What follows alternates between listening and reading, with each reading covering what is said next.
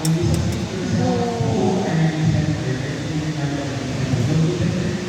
in functional different, I can describe it in words, pero mas maganda na nararanasan. Ano ba ako? Okay? So, I am a lecturer for the Black Review program, and I am teaching professional education subject. So, professional education subject, particularly subjects like principles and methods and strategies of teaching. I teach that. I also teach technology for the teaching and learning process. I teach literature and physical curriculum. And one of my most favorite, or I should say my most favorite subject of all professional education subjects, the subject that you handpicked for today for this sample lecture, foundation of special education. Familiar ba yung mga subject na sinasabi ko? Yes. You probably have that subject before your pre-service teaching experience, right? Okay. So, and aside from that, I also teach research theory. But for now, let me walk you through sa usual discussion na ginagawa natin, the foundation of professional education. Right? What to expect if you submit yourself on a review. Your only responsibility as a reviewee at Harvard Review Center is to relax, absorb as many information. One thing that is unique about the method that we follow at Harvard Review Center, we follow a very highly structured review experience. Kung saan, naaralin na lang yung dapat i-aralin. I-absorb na lang yung dapat mo. And it is done in such a way as always direct as possible. Wala nang tanongin dito. Kung anong kailangan nyo, hindi kayo dito. Yun ang binigay ng lecturer. And I'm here, para nagkaroon ng idea, what it is like to attend classes of a lecturer at Harvard. Because it's very, very okay? But more than the content that we provide in the review center, we also take pride sa inspiration that we instill, we give out our students. Okay? Being informed of the different theories, content, word-sensitive content and concept is one thing. But having that kind of motivation, believing in yourself, keeping the inspiration to strive for your dream, for your license is another. And that's one thing that also Harvard Review Center takes pride in providing to all of its review. Okay? When I started my review journey, I am the very last person na mangangarap na mag-top ng boarding exam. Why? Because I live a life of a person with disability. I couldn't read. I couldn't write. Sobrang blurry na ng vision ko to the extent na hindi na ako nakakakilala ng tao. Faces, hindi ko na na-recognize unless the voice of that person is familiar to me. So in short, I'm very, very dependent on my other senses. I could no longer use the remaining sight that I have, although may remaining sight ako, pero I could no longer use that to function in my day-to-day life. My writing skills are affected, my reading skills are affected, but it did not actually affect my learning skills. May influence siya to some extent, lalo na if the surroundings are not made acceptable. Okay? So I'm the last person na i-expect ng tao na mag-top ng board exam. Okay? Before I entered the premises of the College of Teacher Education, I was so uncertain, doubtful. Magiging teacher pa kaya ako? And there was a time that I am questioned repeatedly, up until now, na teaching na ako. I've been questioned. Kaya mo bang magturo? Magiging teacher kaya yan? Right in front of my face, tinanong ako na kung sure na ba talaga ako magiging teacher. I don't know how then, pero sabi ko, I know what I want to become, and that is to become a special education. Okay? So, I wasn't sure, uncertain, doubtful ako, no? Hanggang sa graduate ako, I graduated with lots of honor. I graduated cum laude. Pero it is not an assurance for me that I will get what I want. Okay? Because life isn't fair for people. In general, okay? It is designed that way. And it is more unfair for people in the minority, people with disabilities like us. So, from the onset of my graduation, mulat na ako na life is cruel, life is unfair, and I might not get what I want. I might not reach my dream. Pero, when I started attending classes of Carl Literary Center, nagkaroon ng silent shame. I met people, no, along the way, siguro by introduce nila ni Sir Jeffrey or one of the presentation, that inspired me more than, no, aside from they put my academic credits. Binigyan din nila ako moral, no? They inspired me and motivated me to dream high, to dream the highest. And sabi nga ni Sir Carl, dream the impossible. Okay? At that time, nakakaiyak mga students with visual impairment, mga graduate, ng program nila.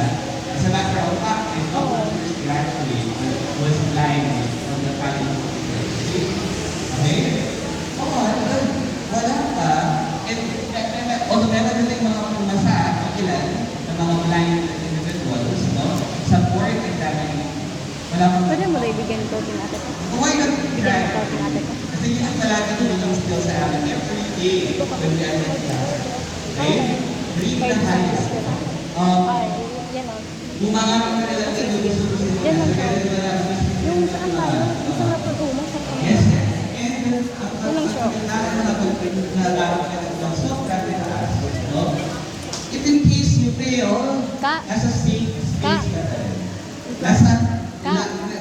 Atod ka mo. Atod ka mo. Para taklaw. Right? Atod ka mo ka. So, isa yun sa mga kulang na Hindi yung ato ko. more than sa naitulong na sa akin. No? And you will get that when you speak yourself from heart. You will meet people, although I do not see myself as that inspiring, no? Pero kung meron mga mas inspiring na individual, you will meet them along your journey at Carlton Television. Okay? It will give you countless reasons why you should believe na kakayanin mo yung project. And ngayon pa lang, sinasabi ko sa inyo, kakayanin. Kakayanin na ba? Yeah. Okay? But, just to give you an idea kung paano ginagawa yun, no? Let's assume that this is my class. Okay lang ba? Okay. So, today, we will be discussing a subject that is very close to my heart, and that's foundational special education and inclusive education. You hear shout out. Shout out nyo nga, no? Sino yung naging teacher na sa subject na to?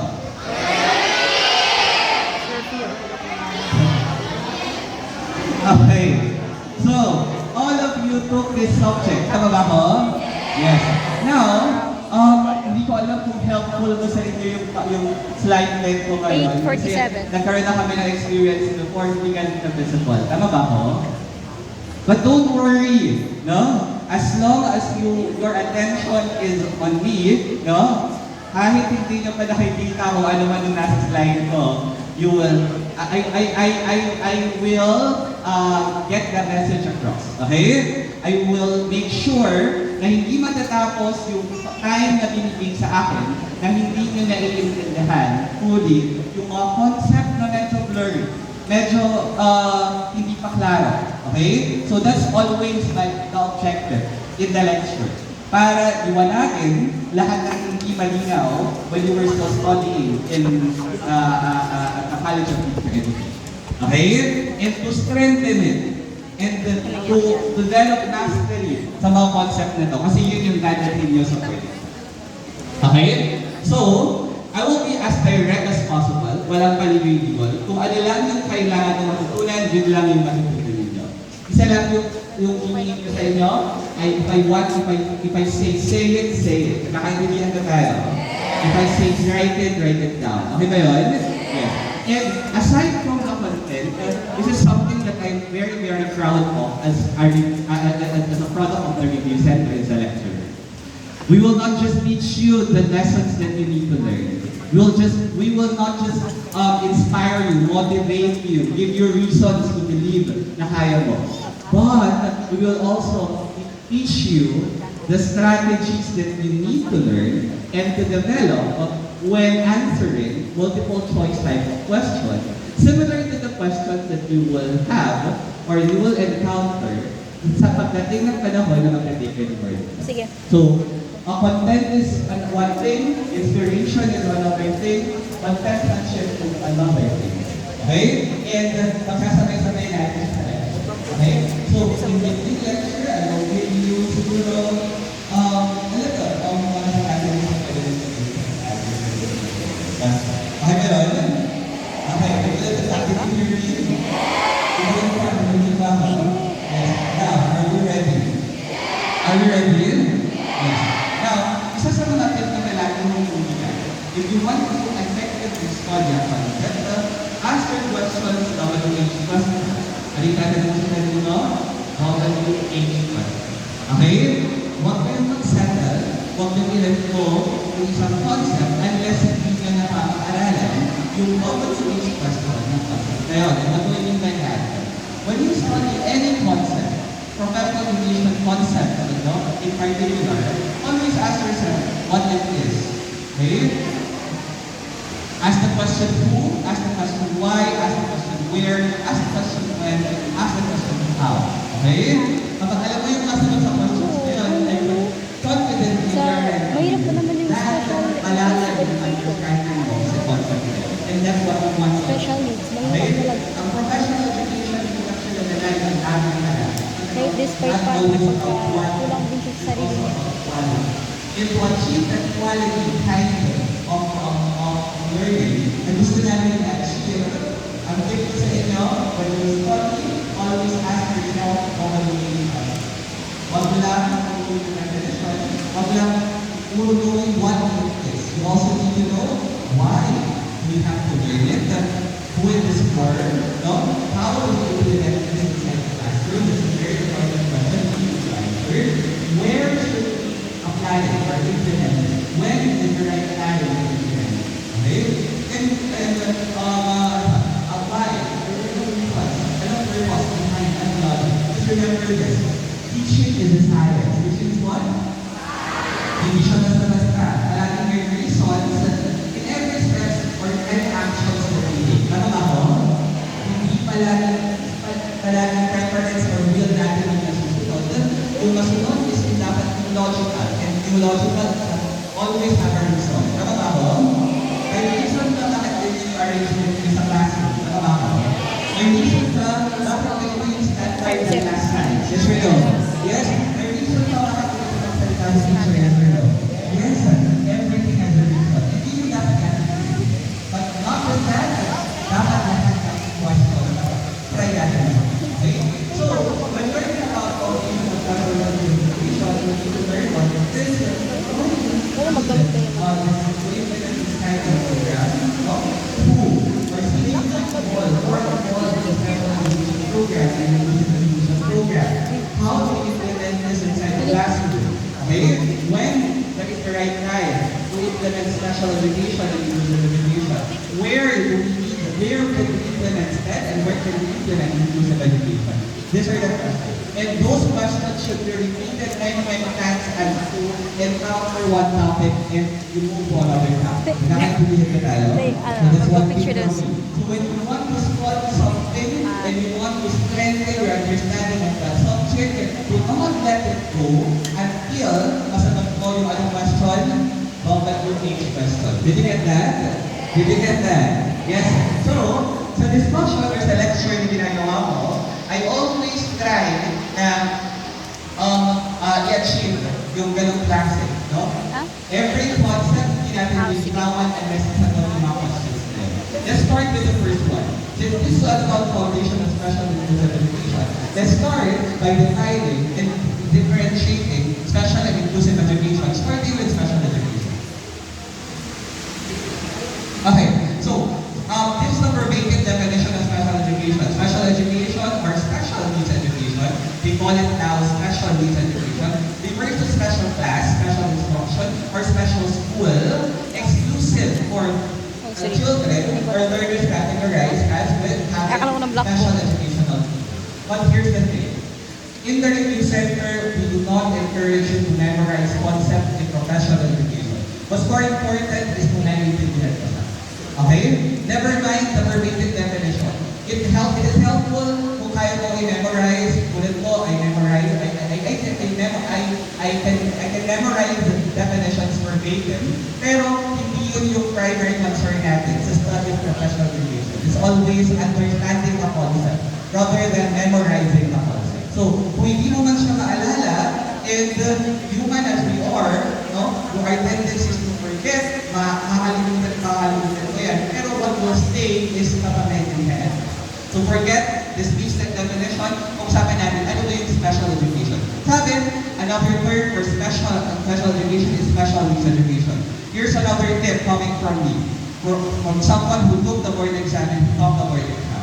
When you study professional education, not just professional education, including general education, no? Study alternative terms. Study what? Alternative terms. Because it's possible that the board exam will play you with words. Ibig sabihin, you'll use another word na hindi mo na-encounter. So in the review center, you will be provided with many alternative terms. And those alternative terms are more or less similar sa term na alam mo. Okay? So, and here's the thing. One test-taking strategy in multiple choice question, if the two options are exactly the same, meaning they mean exactly the same, our rule is to reject it. What's our rule? Reject it.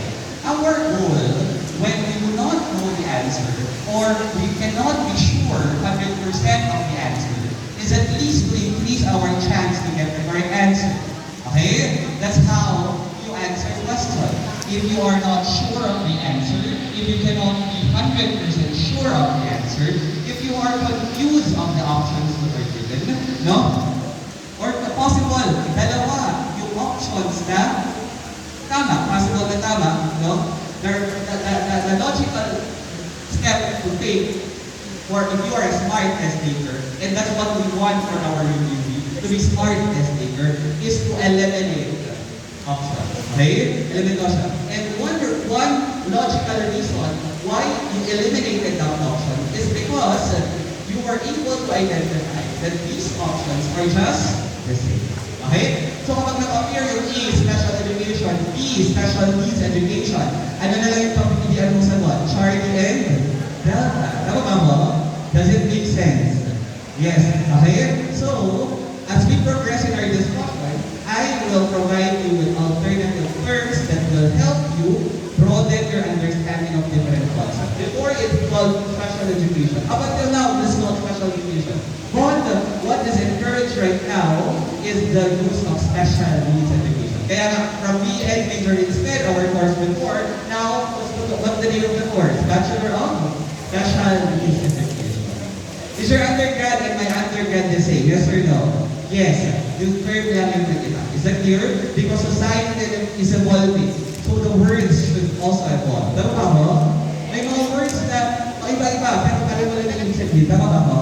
And if you're a smart test taker, dapat alam ko na pareho lang yun. Para, alam mo natin, once you determine the options for example, reject or obey. Eliminate or consider. Eliminate. Now, will that increase or reduce your chance? Increase your chance. That's not what you want. Yes or no? If you cannot get the correct answer or you're not sure of the correct answer, increase your chance of getting the correct answer by using some elimination. Is that clear? And one way is by knowing that two options are exactly the same. Did you get that? Yes. Okay. Sabi daw, special education or special needs education refers to special class, special instruction, or special school. So special, that is special education. Now,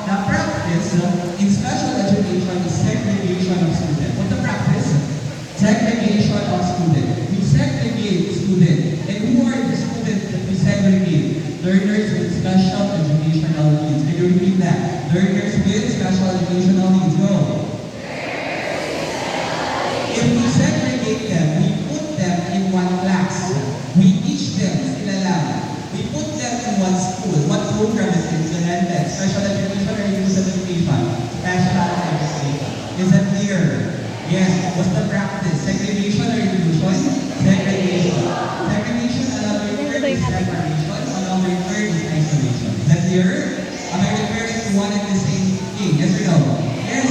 Okay? So the practice of isolating, separating, segregating learners with special needs is called special education. So, anong klase or anong ginagawa natin sa mga estudyante? We select learners. Yes or no? Yes. And who do we select? Only learners with special education. Is that clear? Yes.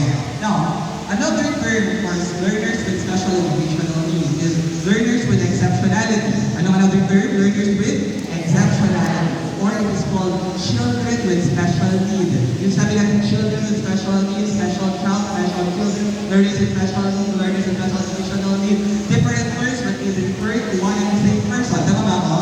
Yes. Okay?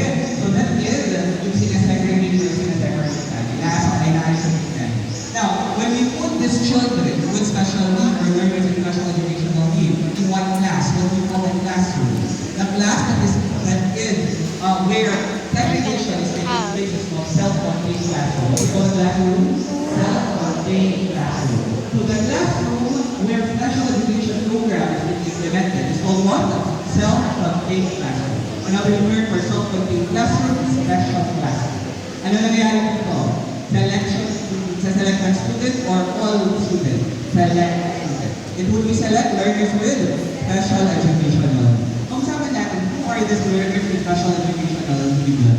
Who groups belong to these categories? Sino yun? Number one, learners who are gifted. Are gifted learners considered as special or exceptional? Yes or no? Yes. Another group is learners with disabilities. What's another group that belong to the category of special educational needs? Learners with disabilities. Are we special? Yes or no? Yes, I said that I use the pronoun we because I belong to that category. Okay? Now, when we put learners with disabilities in one classroom, what do we call the classroom again? Self-contained classroom. What's the program? Special education or inclusive education? Special education. Ano ba yun? Yes. Okay. Now, anong klase? That's the nature of the education, special education. What kind of education is being offered in special education? Exclusive or inclusive? Exclusive. Meaning, exclusive for whom? Learners with special educational. Now, in terms of grouping of students, we have two kinds of grouping. Tama ba? Homogeneous and heterogeneous. Sabihin nyo, anong klaseng grouping yung present sa isang self-contained classroom where learners with special educational needs are being segregated? Homogeneous, heterogeneous? Homogeneous. The same kind or different kind? The same kind. All of them belong to the category of learners with special educational needs. Is that clear? Yes. Okay? Now, question. Who are the teachers that were trained to teach learners with special educational needs? Kami ba yun? Yes or no? Graduate in special needs education. Kaya ba yun? Yes? Okay. We call them or we call ourselves special education teacher or special needs educators. Okay? Special needs education teacher or special needs educator. We are highly trained for teaching learners who are gifted and learners with disabilities. Is that clear? Yes. Okay. Now, in terms of school, what do we Until call what time school? daw? Because having special education refers Pero to magkababa na tayo na. Kasi maghanap okay? ng mic. If a school implements Ha? special Maghanap education, ng mic. if it is a public school, what do we Babalik call na the tayo sa- school? We call it SPED Center. What do we call it? SPED Center. So, primarily, what do we Saan si currently Kuya offer Jigel? in SPED Center? Special education or Saan si inclusive Kuya education? Jigel? Special education. Ano ba yun? And example of special Punta lang daw siya education dito. centers that we have in Moco City. Shout out nga dyan. Baliwasan Central School SPED Center, Putik Central School SPED Center, Zamboanga Central School SPED Center, and the school where I teach, Tetuan Central School SPED Center. Okay, check na natin kung talaga ang special education. Meron bang segregation na nangyayari ito? Yes or no? Do you find there a separate building or classroom dedicated only exclusively for learners with special needs? Yes or no? Yes. Okay.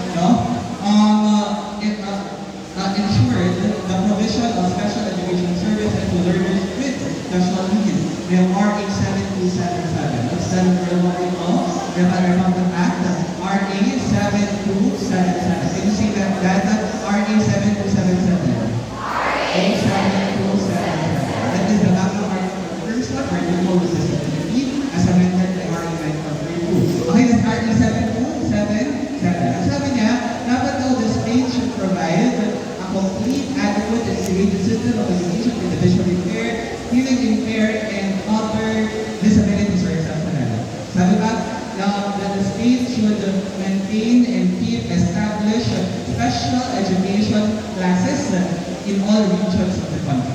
What law is that? RA 707. Is that clear? Yes. Okay.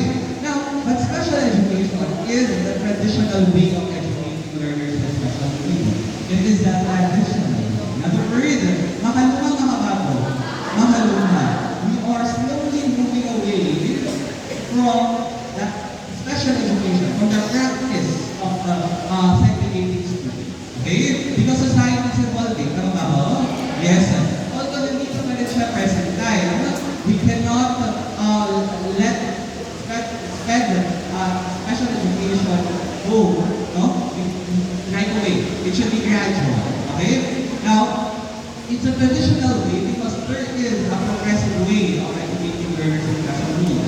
And what we call that? We call it inclusive education. Pag-usapan natin yung direct contrast with special education. Okay, inclusive education, that's a lengthy definition. I really need to see it, but don't worry, that's not. 9-6 na tayo? Okay? What is important is the inclusive. Intindihan ba? Yes or no? Yes. Okay. Inclusive education kung ang special education traditional, alin yung progressive way? Inclusive. What's the old way? Traditional. What's the new way? Inclusive. Kala kayo, is it clear? Yes. What's the trend? When I say trend, it's the present. Now, and going to the future. And that's what? Special education or inclusive education? Inclusive education. Is that clear? Yes. Okay. Now, I should tell you that inclusive education is the exact opposite of inclusive education. Inclusive education is the exact opposite of special education. It is the contrast of special education. So kung babalik na rin natin ang special education, it will turn out to be inclusive education. Ano babalik na rin ang special education? Inclusive education. So, lahat ng sinabi mo kanina, no? Lahat ng sinabi mo kanina, babalik na rin lang natin siya, it will be inclusive education. And one study strategy that I can provide you. Okay? I provided you one strategy kanina. Ask yourself, evaluate question, and study your concept. Another effective study strategy that can help you in your board exam preparation. Not just in board exam preparation, but effective in your concept. You need to structure it in such a way na dapat alam mo yung contrast. Okay? So, dapat alam natin kung kabaliktaran ang concept ng pinag-aaralan natin. Ako nag-joke lang. Why? Mas madali natin mapapag-aralan. Oo. Last na. Alam natin kung ano yung kabaliktaran niya. Kasi ako, Sorry. tama ba? Yes. Okay. Saan si Gigi? Bawal pa rin pala. Okay? That's why